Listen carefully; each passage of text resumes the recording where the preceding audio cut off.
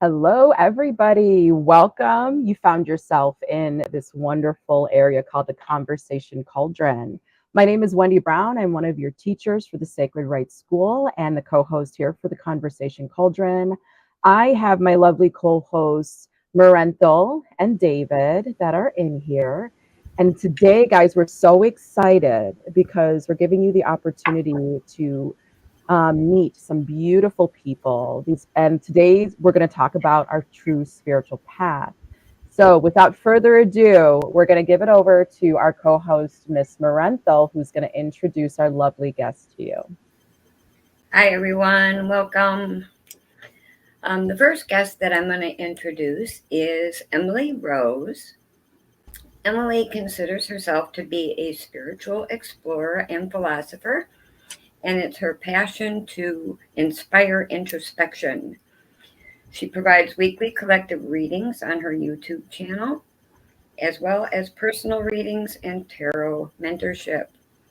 Additionally, she creates amazing, beautiful, custom handcrafted journals, and she writes dark poetry. Welcome, Emily. So happy to have you here. Thank you. Our next guest is Lisa. Lisa is a mom and artist and has a YouTube channel and 2 Facebook pages. And she also desires to inspire spiritual growth in everyone that she meets. 2 beautiful women. So happy to have you here with us. Thank you. Welcome in, welcome in. Okay, ladies, let's start. What magical titles do you use, if any, and what led you to use those titles? Who goes first? Whoever. Go ahead, Emily. Okay. A magical title. So I have struggled for a very long time to know exactly what to call myself, because I don't know. I've had a lot of resistance to labels. But the more I come home to myself, the more I find I embrace labels. So currently, I'm calling myself an intuitive channel and a tarot reader. And I suppose I call myself those things because it's the most practical, straightforward way to describe what I do. The only really interesting story, I suppose, is for a very, very long time, I resisted calling myself a tarot reader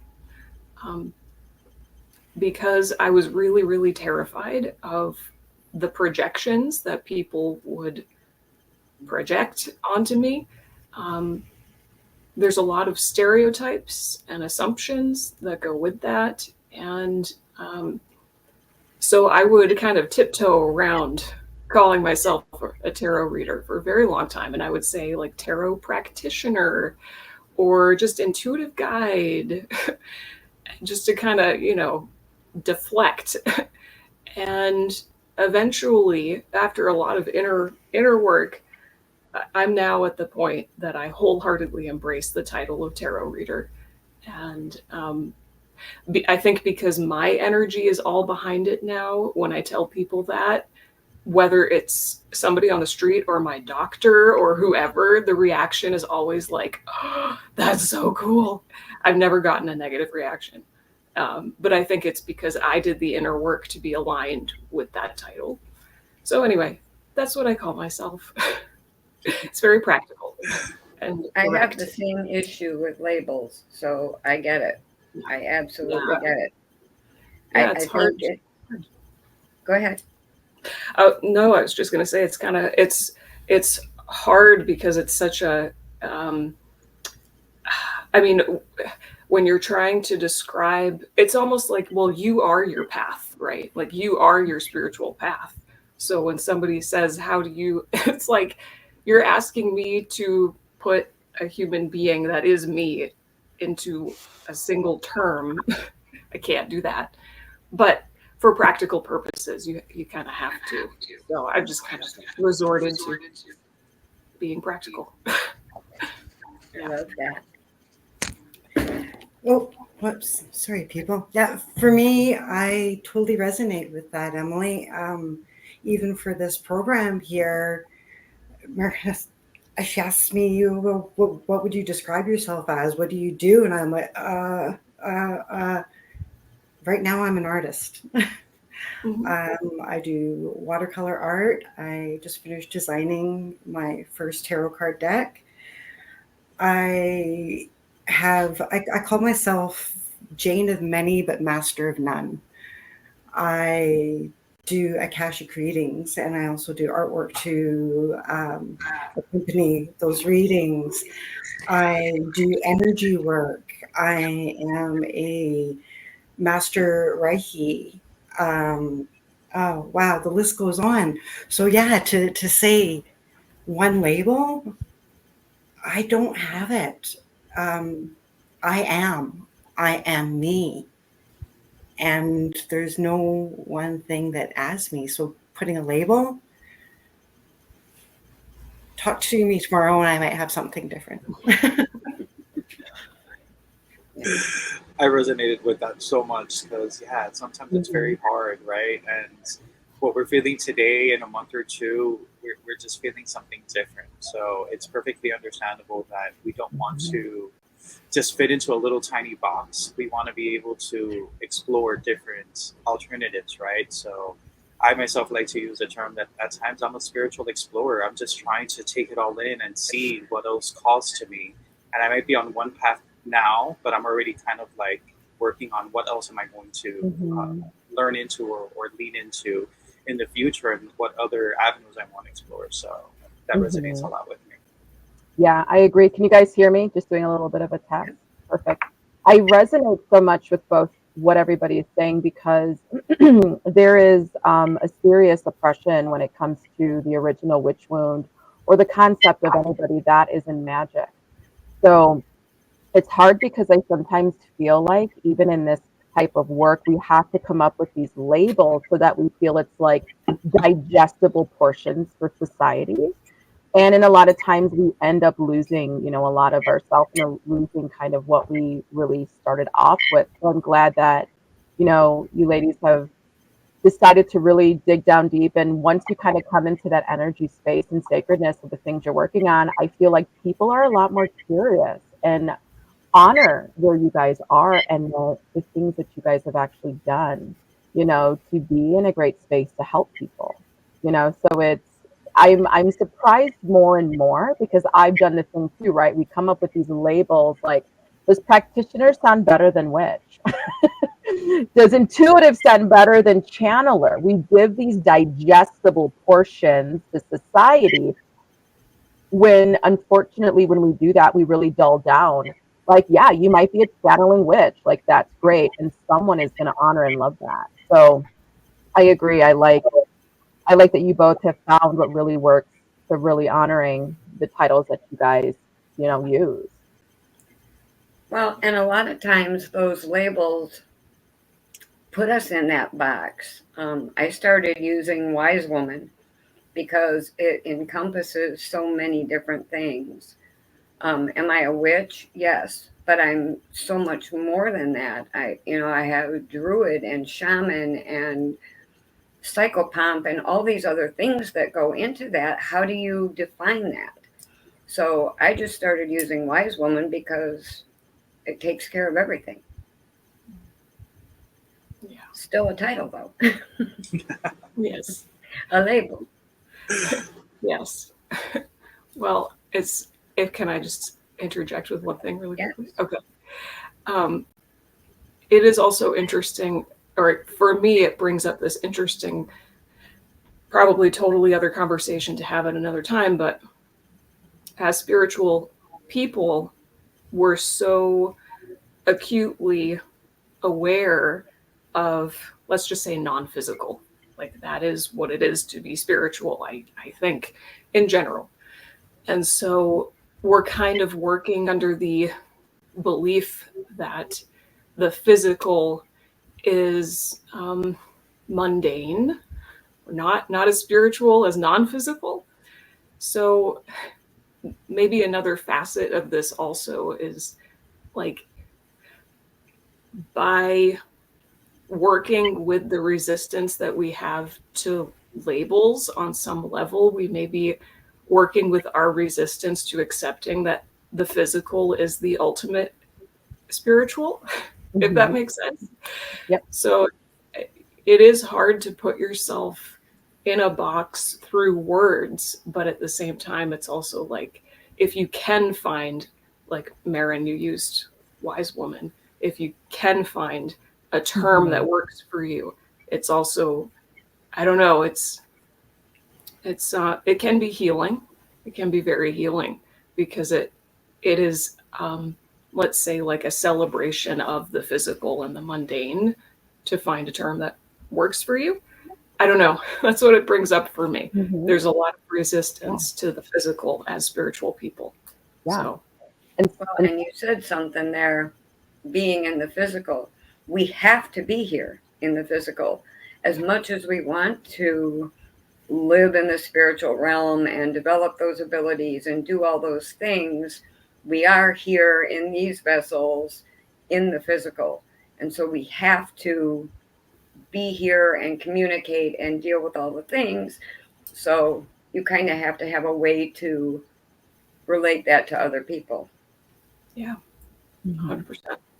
Yep. So I want to know, whoever wants to answer this question first, what do you consider your clairsenses or your abilities? If you can give it a description. And remember, however it is in your, however it is how it is, right? We're not watering anything down, but what would you say your abilities are? You go first. Oh, thank you. Wow. For me, I have knowings. Sometimes I don't know where the knowing is coming from. Like recently, every time I was interacting with a friend, I was getting these feelings of, don't like them. They're too knowy. They're too this, that, and the other thing. And I knew it wasn't coming from me. I was like, what the heck, Lisa? Like, why are you thinking these things about your good friend that you know and you love and you trust?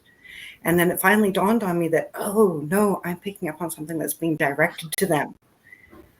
And it took me a while to figure it out. Sometimes I get songs that just pop into my head, usually 80s songs. And they totally have a message to go with whatever is happening at that time.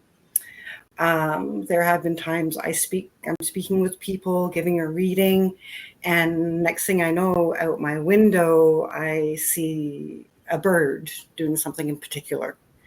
And I'm like, oh, okay, yeah, I see your motherliness. And it's because I'm picking up on my surroundings and all the messages that we get from around us. I get, what would that be called? Well, when you smell things, I get scents that come out of nowhere. And I'm like, oh, okay, that reminds me of this, that, or the other thing, and make the connection.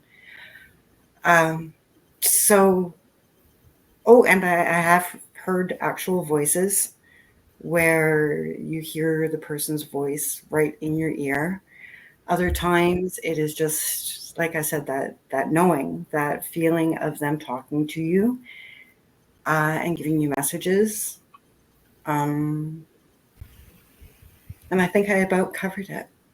Yeah. Do you think for you, easier that when you are when you are starting to relay these messages, and as nature and as these things come in, it's almost a remembrance, like, okay, I saw the bird, then this has to be for this. That way you can kind of compartmentalize, and it's not like 80 different messages coming in at once.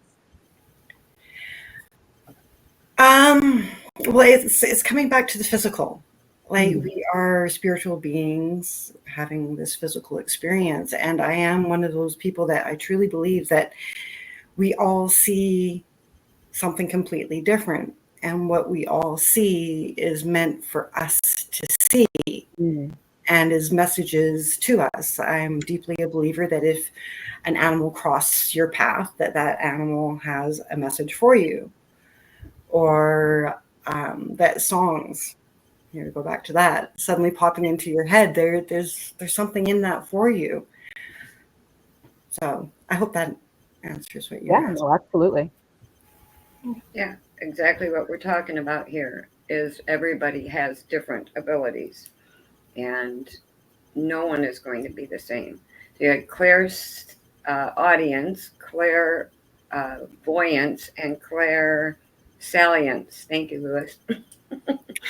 For the Claire of smell.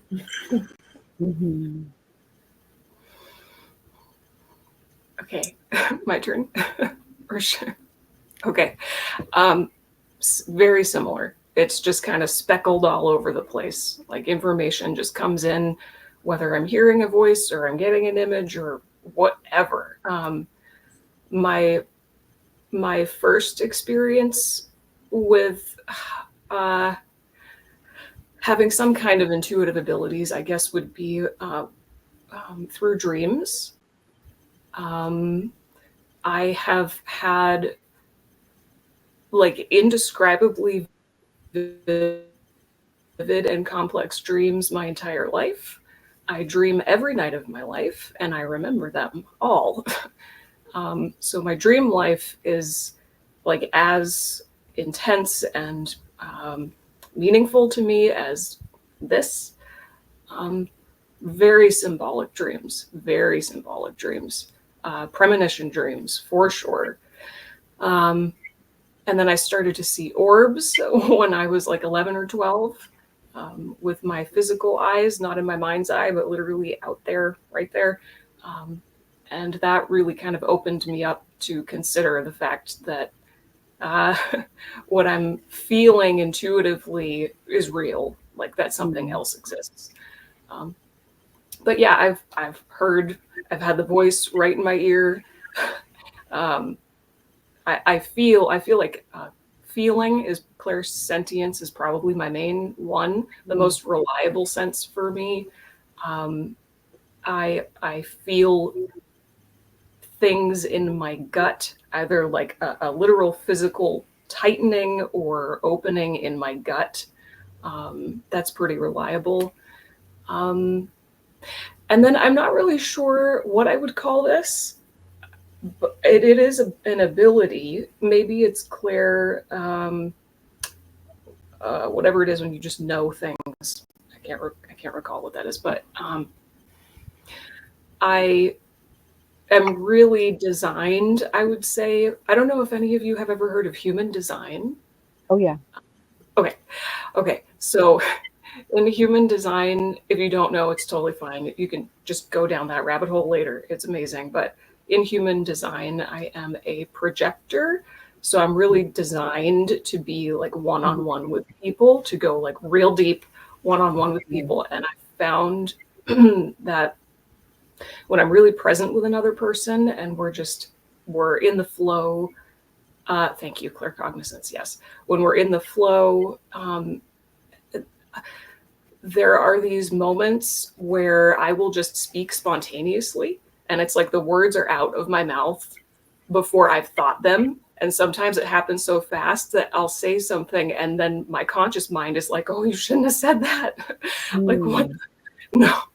But it's always just like this. It's either like a question or a sentence that acts as like a truth bomb for the other person. And it's not me telling them what to think.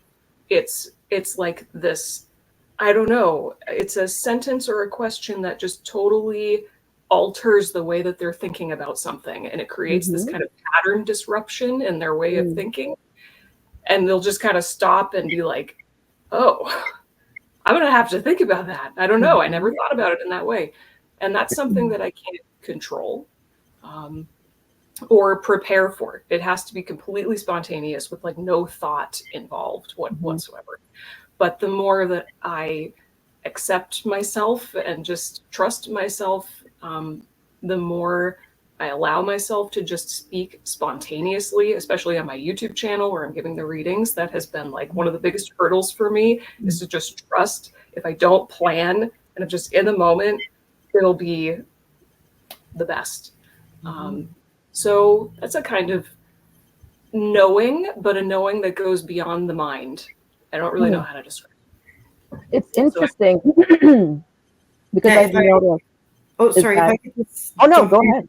Yeah. I'm remembering that one of the things that I do is through art is I'll draw something and then it will manifest, for lack of a better word. I had a particular house that I drew quite often, actually two particular houses that I drew quite often as a child. And the last house that we lived in, as soon as we pulled up to the driveway, I'm like, oh my goodness, this is the house. Wow. Or even drawing a picture of somebody and not being able to get something quite right the way I wanted it to. But then I see the person later and it's like, oh, okay, because what I was drawing was what's actually happening and actually there. So it's like, I don't know. I don't know if that would be the clear knowing or a foretelling, but it's seems to be a type of channeling that happens when you're open with creativity. No, definitely, I agree. And I like to call it the energy timestamp. You are accessing timestamp and energy to whoever it is that you're channeling and whoever it is that you're sharing that space. It's a form of a little bit like an energetic enmeshment, but you ladies say, you have to really kind of surrender to that energy space and speak from a very subconscious area. But yeah, I would assume your creativity and your challenge, the channeling aspect would just open the portal up to that timestamp, because everything holds a timestamp and you guys seem to be able to access the timestamp in real time. So as it's kind of unfolding and the premonitions and the accessing their feelings and understanding, but your capacity seems to really be able to hold, that part of the energetics, which is really impressive. Really cool. And it seems that the most difficult part for all of us is learning to trust. Learning to trust that intuition, learning to trust your gut, learning to trust your inner magic, really. Mm-hmm. And since I brought up inner magic, how would you define inner magic? What is that term mean to you? Authenticity. I would say authenticity. Yeah, just straight up. Which is kind of a loaded thing to say, because you can only be authentic to the degree that you know yourself. And there's always something that you don't know about yourself. You're always becoming, right? Discovering and becoming yourself at the same time. So, but I feel like if authenticity is your North Star, even though there is no actual finish line, right? If it's just your North Star, then that beingness, that conscious choice to be yourself as much as you can, that's it. That's it. I love that. Okay, and I'm going to tie into that with the authenticity and awareness. Awareness for me is the magic. if I am feeling completely discombobulated and out of whack and I guess overwhelmed, if I just say awareness, I can feel the difference in me, and a calm comes, and I feel that je ne sais quoi that is in all of us that is unique yet universal. I love that. I absolutely love that, because you have to know yourself, I think, before you can practice any type of magic or spiritual work. You have to know yourself to some level. Yes. And ladies, what factors do you think influence the development of our inner magic?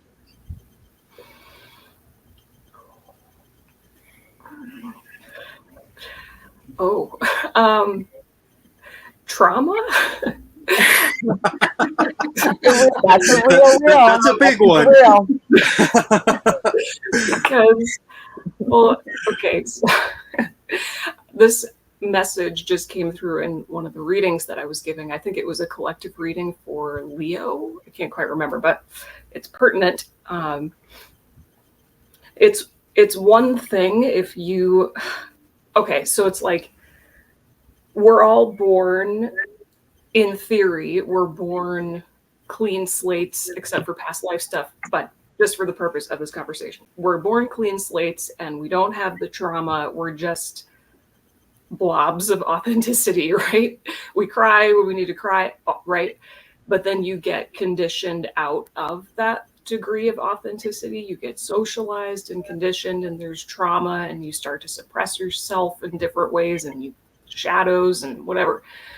And so for all of us,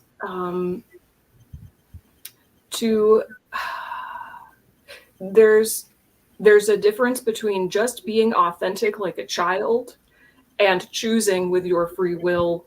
Okay, I'll put it this way. It's like you can just be yourself because you don't know anything else, or you can be conditioned out of yourself and have to learn how to be yourself again. And if you have to consciously choose with your free will to be yourself, if you have to learn what it means to be authentic, that adds a layer of wisdom that you wouldn't otherwise have. So in that sense, being traumatized out of yourself can be a gift if you use it to your advantage, right? Because again, there's a difference between I'm myself because I don't know any other way to be. It's like unconscious authenticity versus totally conscious authenticity.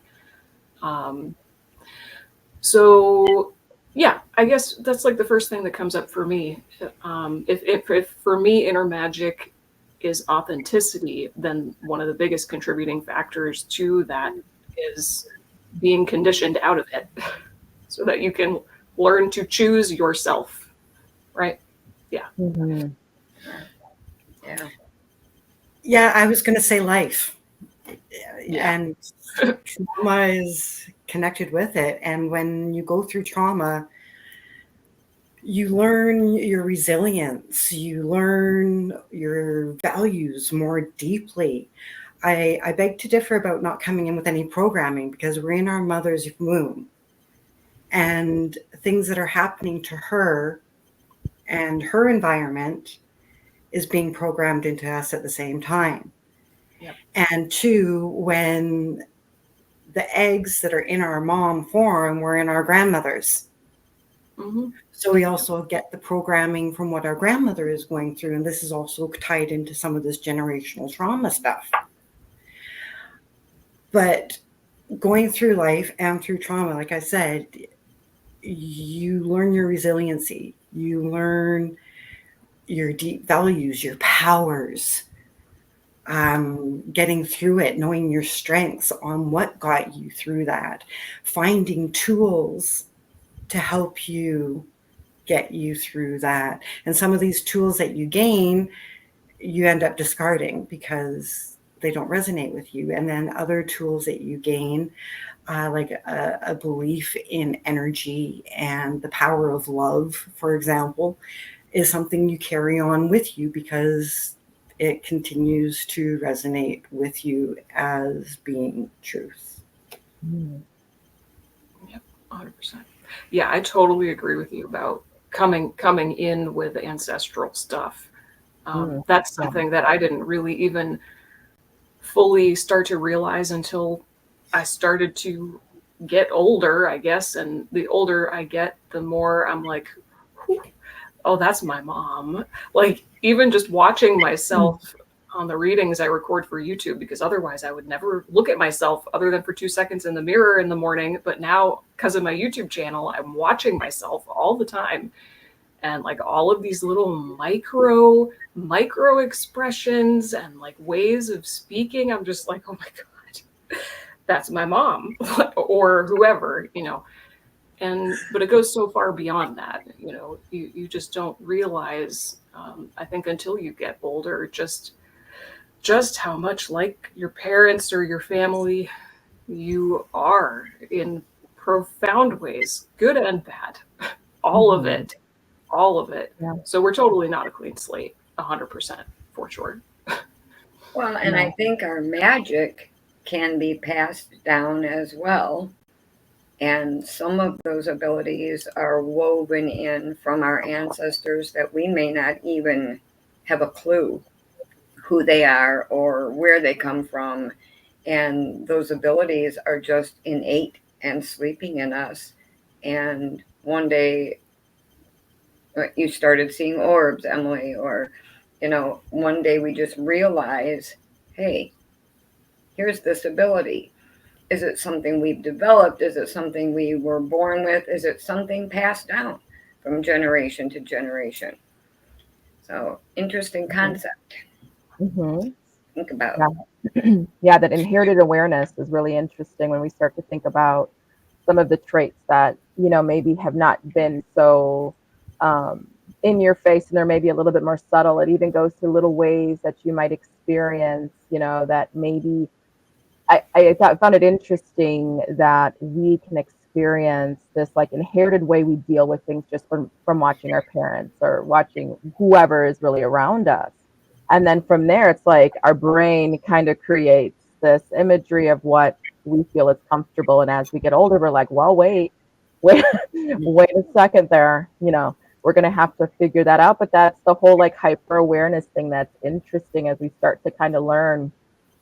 Because some of us who have experienced trauma in some facet, and remember, there's no one bigger than the other, it just depends on the person. But it's interesting how the hyper awareness kind of makes you hone in to some of those gifts that you may, you know, not realize that you had.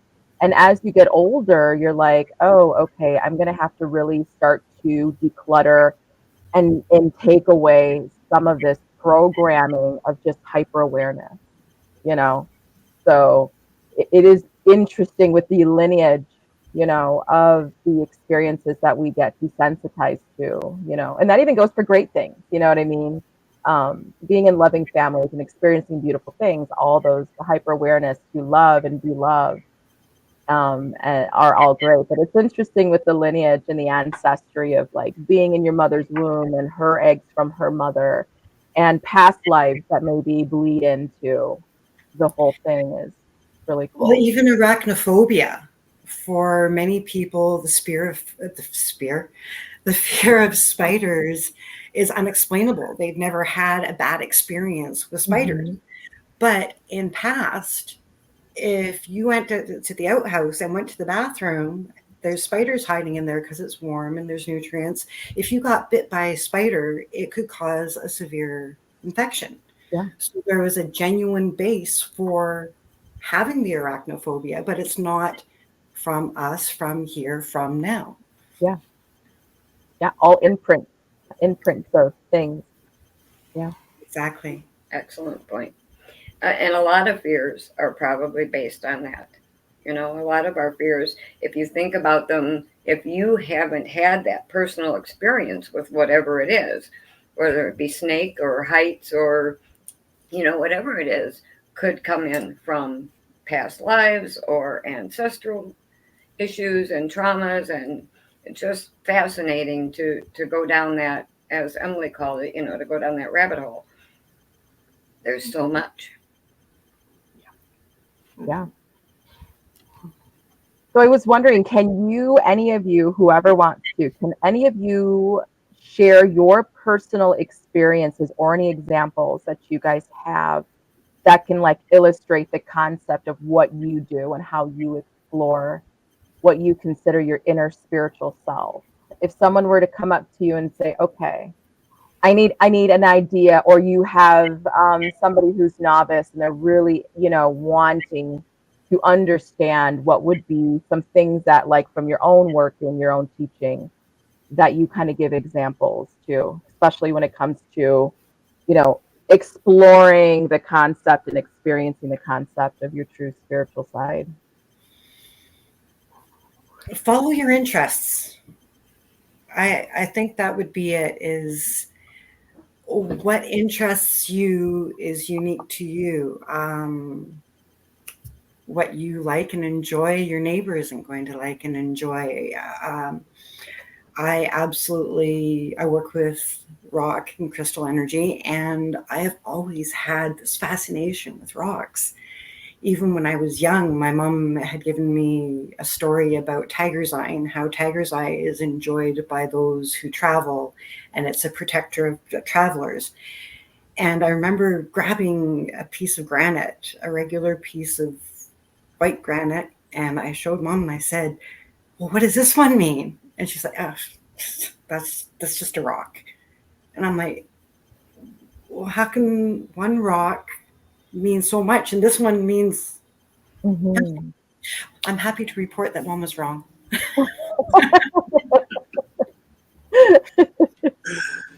But yeah, what sparks you, what makes you want to do, that's your thing. And I'm very much ADHD, and I bounce from thing to thing.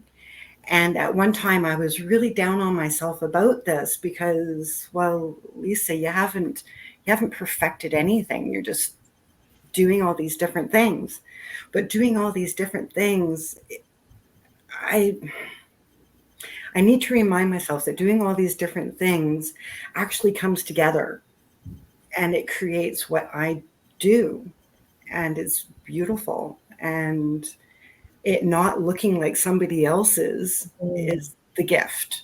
Yeah. Yeah, I think everyone here can relate with that, doing many things and all of them being a part of who we are and our gift. And because everyone here has varied interests and things that they delve into. Mm-hmm.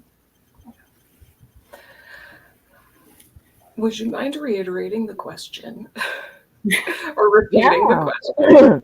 So if someone were to come up to you and they're like, okay, Sarah, or Emily, they say, Emily, I really am interested in kind of following my spiritual path. What are some personal examples that you find that you feel like can illustrate how you do things? You know what I mean? So it's okay. Easier for you to express to them, this is kind of what I do.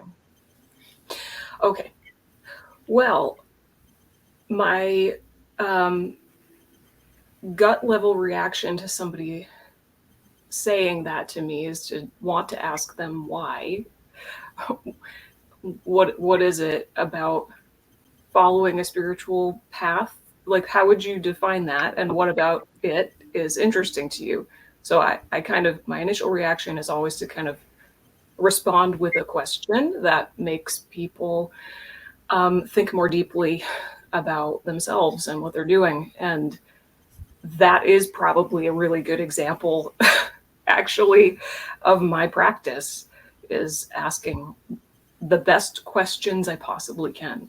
Because I feel like a really good question, it's not even so important that you find an answer or the answer, but a really good question just makes you think and see in new ways. And that's one of my favorite things in life, It's really good questions. Mm.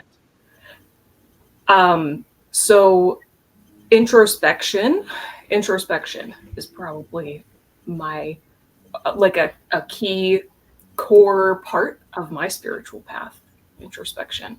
And it's not to get to a finish line. Again, like I said, there's really no finish line with self-awakening or self-awareness.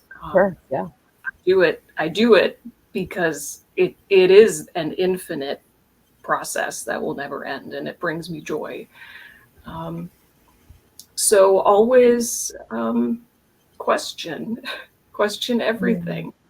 I think maybe I'll just share a super quick story about like what sparked that curiosity in me, or that maybe that aspect of me. It's one of my favorite stories to tell because it really set the tone for who I became. My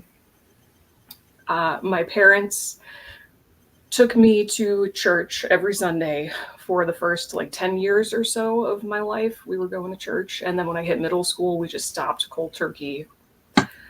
And, but so my earliest years of life, I did go to church, and I think I was about 3. I must have been like 3 when my parents were getting ready to put me to bed. It was at night, and they were reading a part of the Bible to me. And I think it was Genesis, something like in the beginning, there was whatever, however it goes. And I asked my parents, how is it possible that God has been alive forever? Like basically asking them to explain infinity to me. How is it possible that God has always existed and always will? I can't wrap my little baby brain around this. And my parents just stopped, and they were silent, and they looked at each other, and they looked back at me. And I give credit, so much credit, to my dad. He just looked me right in the eyes, and he just said, "We don't know. We don't know." And that was it. Then I went to bed, and I was like, my mind was blown. Left Because, lingering. Yeah. like the implications of this. First of all, wait a minute. You're indoctrinating me into something you don't understand. Like everybody's just on board with this, but you don't really know how it works. But also just like the concept of infinity. Like, oh, and I think that just like lit a fire inside of me that has never gone out. Like I will spend the rest of my life exploring these concepts.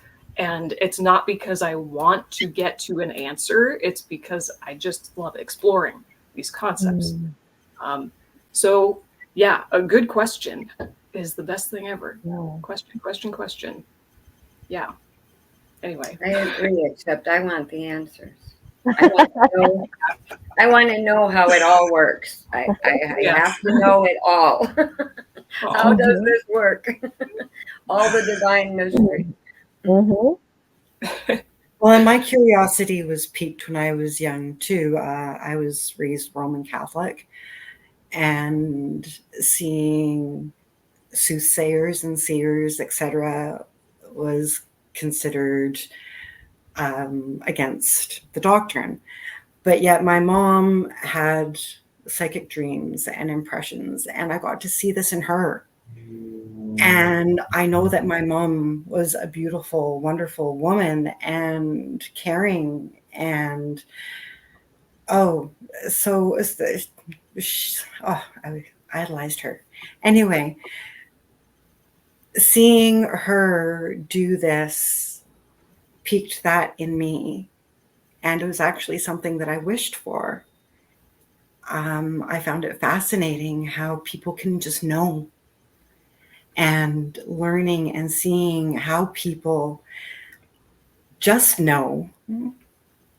Just it sparked something in me to the point where like my mind is just gone right now, and the mouth is showing it. So no, but that leads me to my next question, because do you think that this is an ability that anyone can develop or possesses, or do you think that it is reserved for certain individuals? Like you said, you wished for it.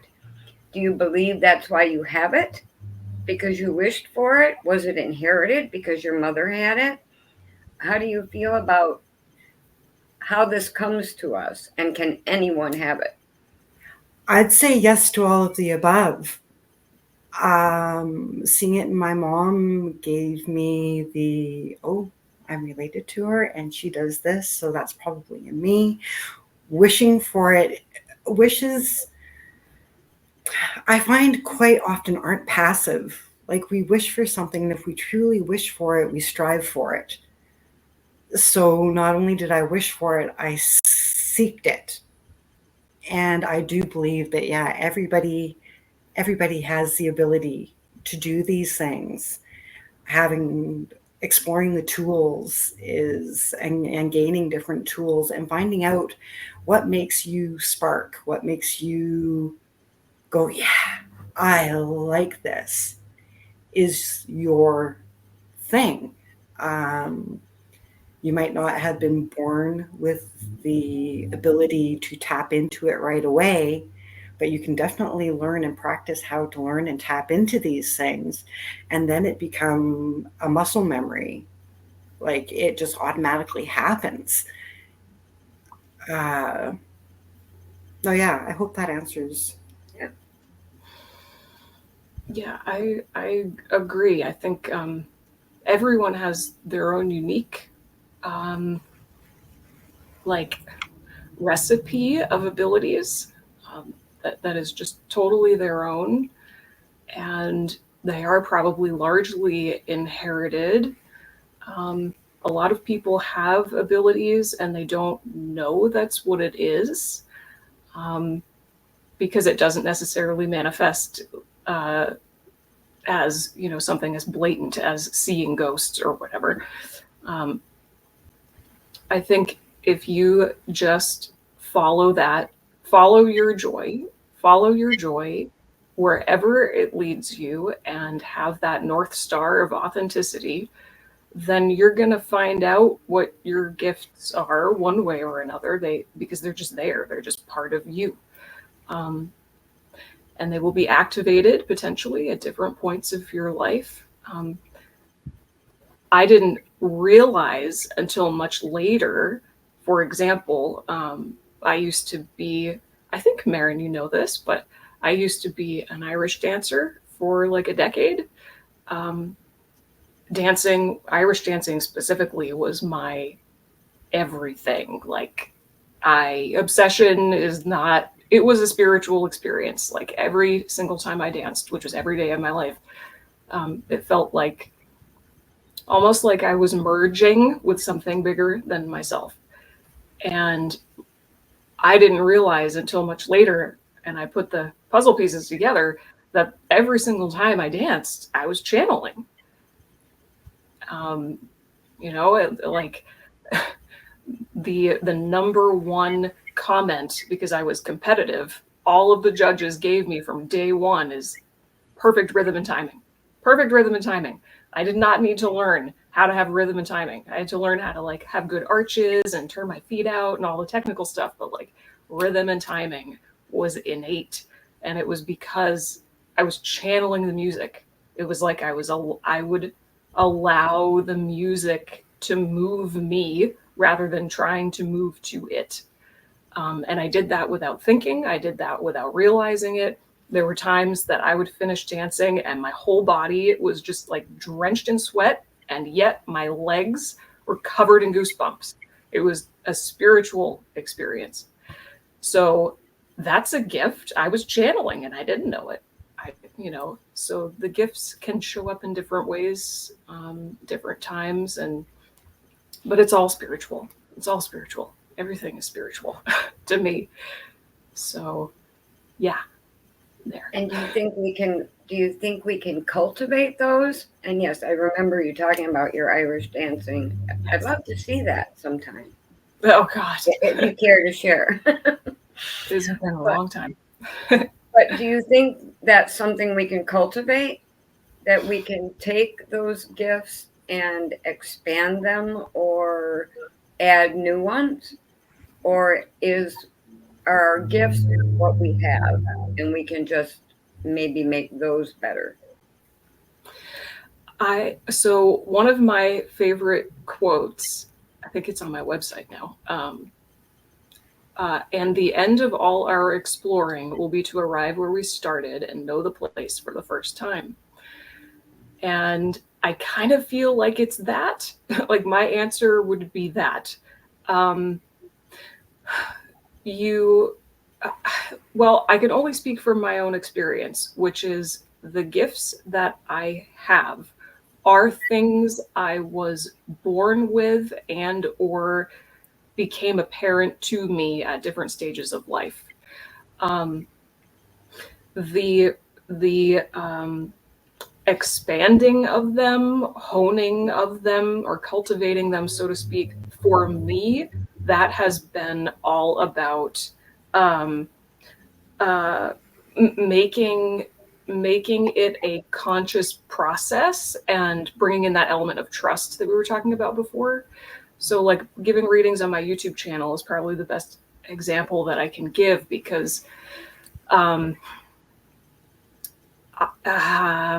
it's one thing to have your own practice when you're by yourself in your safe little bubble. But when you put yourself out there for the entire planet to see, suddenly you just become incredibly self-conscious and you're like hyper aware of what you're doing, and you start to question yourself. But like I knew I was called to do this, and so it's almost like my calling forced me to face all these insecurities. And so I've gone through the process of like kind of like testing a whole bunch of different ways of doing things, and then ultimately coming back to just my innate gift and ability. Like I've come full circle, basically. You come full circle, but now I'm at the point where I'm not just, it's like what I was saying before. It's exactly what I was saying before. I don't just channel because I know nothing else. I channel with the full conscious awareness of what I'm doing, and it is a choice to surrender. It is a choice to channel. It's a conscious choice to do exactly what I'm doing. And that layer of awareness and choosing with your free will, like that in and of itself is a kind of wisdom that amplifies the gift, right? So I guess it's kind of like what I was saying before. For me, it's all about awareness and choice. Yeah, I don't know. Anyway. I'll use art as an example. I was very much into pencil drawings and realism and that kind of thing when I first started doing art. In high school, when we were doing pencil, I was in my glory. But I've also tried other things. I've tried acrylic. I've tried airbrushing. My latest passion is watercolor. So I do have art that I absolutely love, but I also have branched off and tried different areas of those of art, the general subject of it. And each of those little explorations I've been able to bring back into what I'm doing now. Little bits that resonated with me, like even how an airbrush will flow and go, I'm able to bring into my watercolor. And even through all of these different explorations, I was able to gain more confidence in myself and what I do. So yes, we do have these innate gifts that we're born with, but we're also able to explore outside of them and bring them all in together and make it our own thing. Love that. Absolutely. And ladies, taking into consideration, right, the negative connotation that the non-spiritual community has with regards to magic, have you ever encountered or experienced any negativity with regards to your magic? And if so, how did you overcome that? I'll use my personal relationship as an example. My husband He calls what I do voodoo. And he always has. But with living with me and experiencing me, he's actually becoming more open to these things like energy healing. I grew up in a very religious family. Well, the small little pod that I was in. And yeah, there's a lot of negativity about, how do I say this? They believe that there is one God and that we're children of God. And I believe that because of this, we're all gods and goddesses. Sometimes with these negativities that you face, you have to see to believe. They have to see to believe. Other times, it's like Emily said, you just ask that question that makes them go within themselves where they find that, oh, okay, thank you. I'm able to answer that myself. And as far as negativity goes too,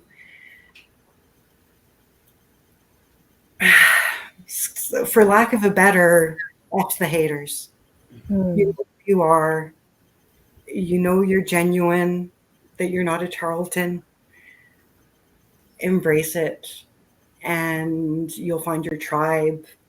And it's not our job to convince everybody that what we do is authentic. Yeah. We can plant the seeds, but we don't.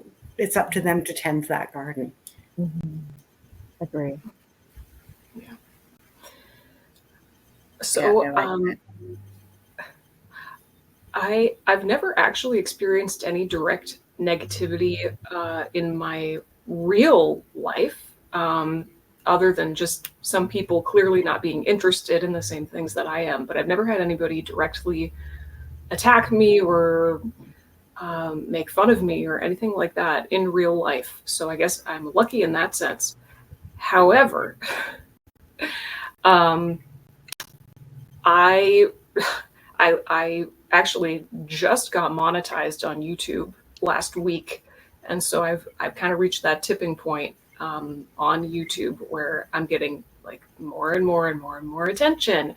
I had one video, a Taurus reading, go mini viral for me anyway. It has like 27,000 views or something, and so that was a huge influx. I went from like no attention to all the attention.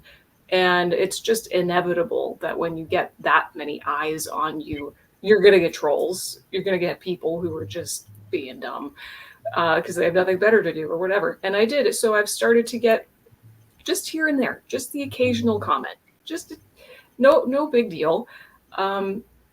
People saying, there was one person who said, I was possessed.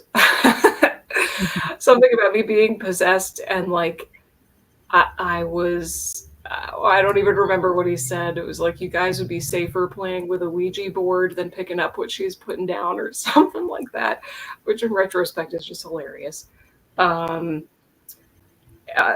comments like that, whatever. So I've really, I think I'm receiving that now because I'm gaining traction, and also because I now have the bandwidth to hold it and to not be broken by it, because old me, several years ago me, would have just been crushed or would have just completely spiraled. Like, yep, nope, can't do this. Peace out. Goodbye. Screw my calling. I cannot handle even one person not liking me. Like, extreme codependency. It was really bad for a very, very long time. But I've healed so much of that now. When I get the very, very rare negative comment, I just, somebody said, "You scare me," the other day. Somebody just commented, "You scare me." And so I commented back, "Boo," with a little ghost emoji because I couldn't help myself. So like I can even be playful with it. It's like it doesn't like, you got nothing on me because I've just done so much inner work. I'm so clear on who I am and what I'm doing. So I think negativity is inevitable one way or another. And it's just a matter of how connected are you to your own truth, and can you be so solid in yourself that you can give people full permission to not like you without being without being triggered in a sense. Yep. Yes. Yeah. It's a process, but yeah.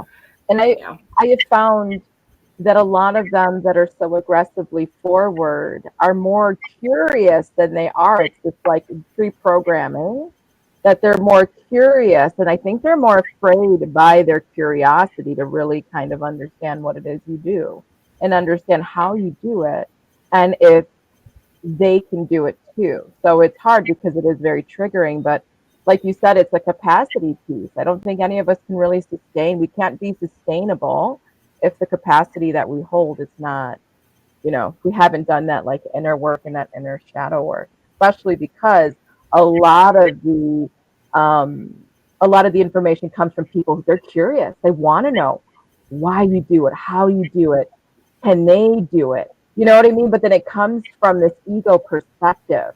Why do you get to do it and I don't get to do it? Now I'm angry at you.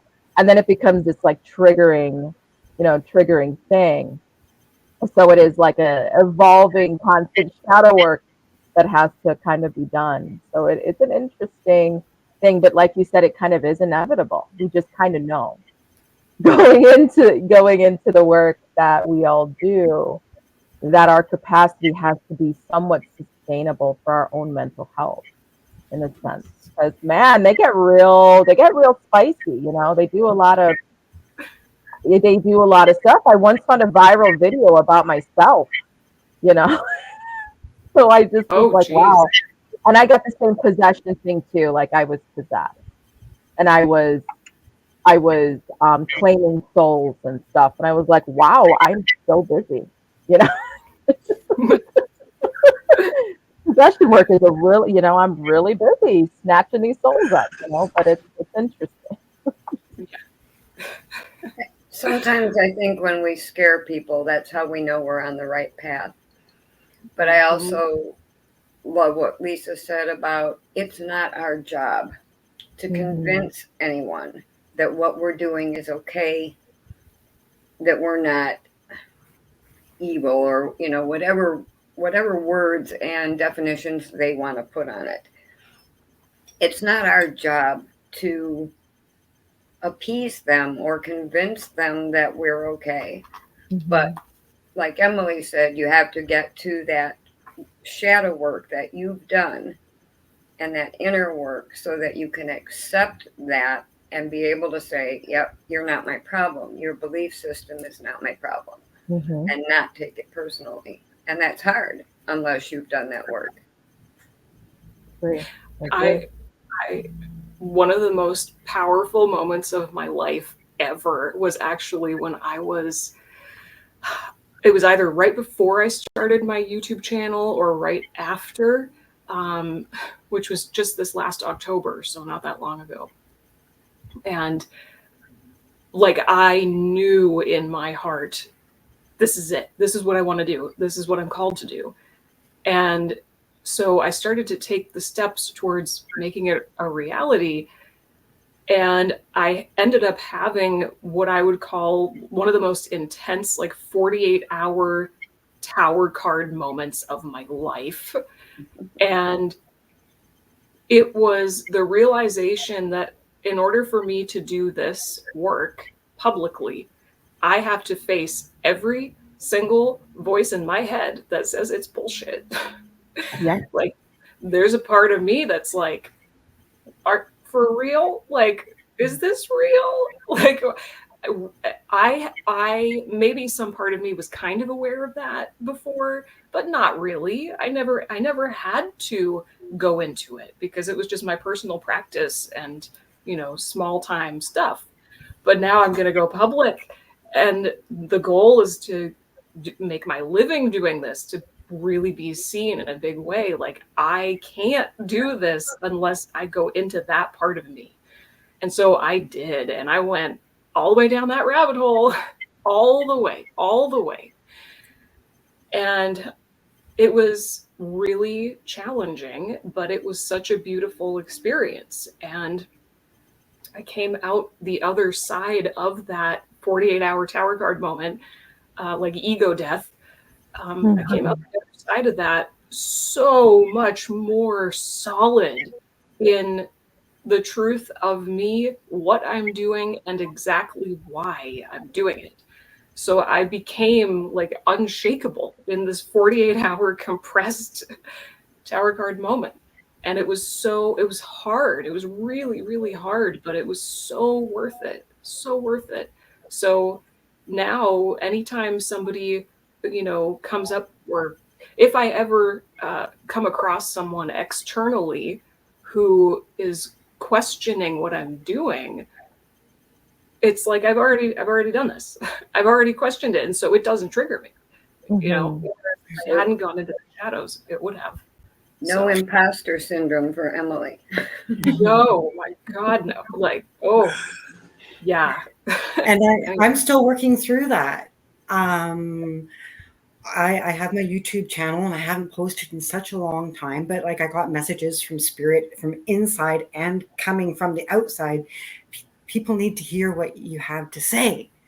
Mm-hmm. And yes, let's do this. Let's go all in. Let's start a YouTube channel. Let's post this every week, every day, and then the shadow of this doubt, this really, is this really what I'm supposed to be doing? But honestly, since I'm not doing it and haven't been keeping up with it, there is that emptiness, that something missing. Mm-hmm. And too, what Emily was saying about once you go into this yourself and decide yourself why you're doing this, if you have a hater coming in and questioning at you and throwing at you, you don't take it personally because you've already figured that out yourself. You know who you are, you know what you're about.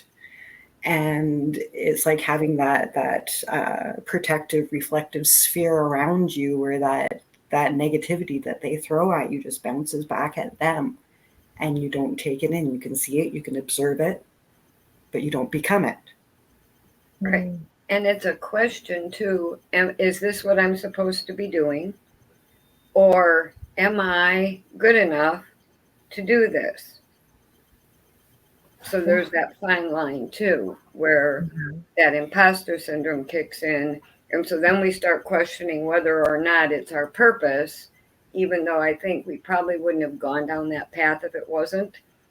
We know in our hearts that it's our purpose, but we start questioning whether we're enough to do it. Mm-hmm. Yeah. And if you like even think about just society in a whole, we start to almost get these expectations for each other. You know what I mean? We start to go, well, okay, how come I don't have those kind of gifts? Or how come mine doesn't look like this? And then we start to kind of cave in and start to put really realistic, expectations on ourselves. And that's why sometimes it's so hard in the spiritual community to understand that inner dark shadowed work, that ego work, all of that stuff. The triggering aspect is so important, because what happens then is that we have this unrealistic thing where we're going, well, she's doing this and it's kind of like mine. How come mine doesn't look like hers? And it's this really weird kind of thing that we do, just because sometimes when people come to you for readings, right? And they're like, they want to be mind blown every damn time. Now, is that sustainable? You know what I mean? Like, can that be realistic?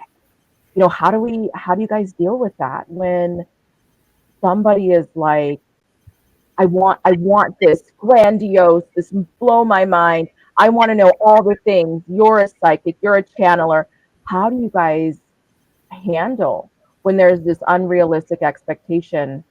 You feel like it's because you do the inner work, or that you're working on the triggers of that, it's not as impacting you in such a way, but how do you deal with when people want all the answers from you and they want their minds blown? Well, okay, so I used to be a reader at a local shop just 10 minutes down the street in 2022. I think all of 2022, I was a reader at this shop. And that was my first experience reading professionally. So it was like boot camp because I had never done it before for money. And it was one of the best things I've ever done. It was amazing. It set me down the path of authenticity like nothing else. But, you know, I would get people sometimes who had certain expectations. I don't know that I would say I never really felt like somebody came in wanting their mind blown, but I have had multiple experiences where people come in and all they want is answers, like yes, no answers.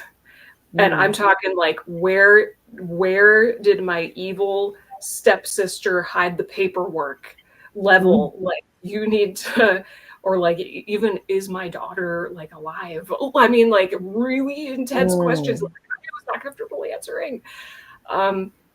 So I had to learn very quickly how to deal with all kinds of situations like that. Really sometimes traumatic situations for me, because I felt like I had to deliver, you know, I had to give this person the experience that they had paid for, and they had expectations about what that was. Whereas my real gift and my joy is inspiring introspection, right? Like making you look at yourself, which a lot of people don't want to do. So in terms of giving private one-on-one readings in that sense, it was a little bit tricky to navigate. But once I started my YouTube channel, that was the opportunity for me to set the tone. Like, I am going to read in the way that I want to. and if anybody now comes to me wanting a private reading, it is very abundantly clear and reiterated multiple places, this is what I do. If it like, so there should be no confusion, none at all, right? So through the way that you talk about yourself, the way that you present yourself, if you have social media, like you can kind of set the tone in that way and filter out a lot of people that just wouldn't get it and not interested in what you have to offer. But if you're just kind of out there as like a reader in a random reader in a shop and nobody knows you, and that it can be really difficult, tricky but what I would say now to somebody in that position is, if you're getting that feeling from somebody that they're either desperate or they're looking for yes, no answers, or they're looking for something that you don't want to give, if you get that feeling right off the bat, then be willing to send them away. Be willing to say no, which could be really hard. But that's boundaries, right? Like we have to have the most unshakable boundaries to be able to do what we do and stay in integrity and not die in the process. Right? Yeah. I think for me is taking it in myself and holding within myself everything in divine time. Everything happens exactly as it's supposed to. I haven't had what Emily experienced with people coming to me with this type of thing, because I do mostly shamanic journeying, other life regressions, meditations, things like that. But I have had it where I had regular groups meeting at my home once a month, and we would do spiritual talk and then a meditation, and where the meditations were just, I was on fire. They were so good. They were amazing. I was even blowing myself away. And then we had one where everybody was like, oh, that wasn't your usual. No, you're right. It wasn't my usual, but it happened as it did for a reason. So take it for what it is and let's float with this. I'm glad you brought up social media, Emily, because I think we are about out of time. But I want to give you both an opportunity to tell the viewers how they can get a hold of you, where they can find you. I know that some of your information is loaded on your images, but if there's any place else that they can find you or reach you, Emily, your journals or your YouTube channel, I want to give you an opportunity to let everyone know where to find you. Okay. So my business name is just Raven Relics, and that's it across the board for all of my social media platforms.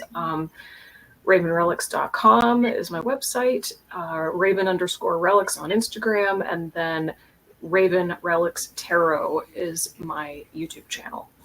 And yeah, so I think that's it. Everything is linked everywhere. If you go to my website, you can get anywhere else. I do the weekly readings on YouTube. I'm pretty much devoting 100% of my energy to that at this point, really trying to grow that and get in a flow with it. So I'm just cranking out readings all the time. And sometimes if a custom order comes my way, I make handcrafted journals. But yeah, so there's that. Thank you. Mm-hmm. And I aspire to be as organized as you, Emily. It comes with a lot of anxiety. Oh, and that you're smashing it.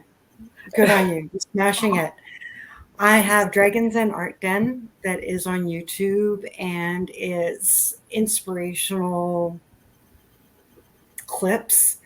I started doing a series called the I Am series, and it's all about self and personal development and how we are. And I even talk about the ego and how it really irks me that people demonize the ego. I also have Dragons and Art Den on Facebook, which is my art. And I have a group called Lightworkers Union on Facebook too. And that's where I do card draws. I will have like a 5-card draw, and you get to choose your card, find it in the message in the thread, inspirational things. And even I keep things a little bit raw. I use the F word here and there, so please be. Me too. that I have a pretty clear throat chakra when it comes to that.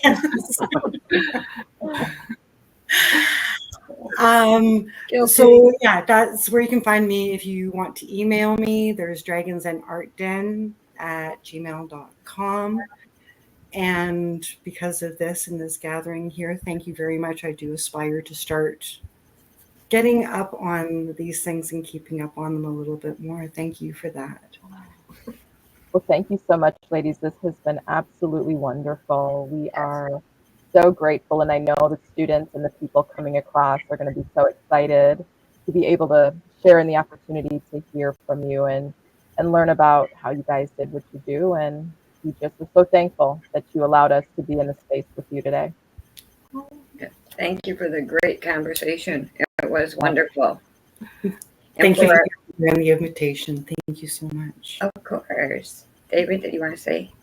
No, I just wanted to say thank you so much, ladies. I feel that this interview is going to be very helpful and insightful for our viewers and students. So thank you for taking the time and just volunteering your time and energy to push this message across, right, of our inner space and our inner magic.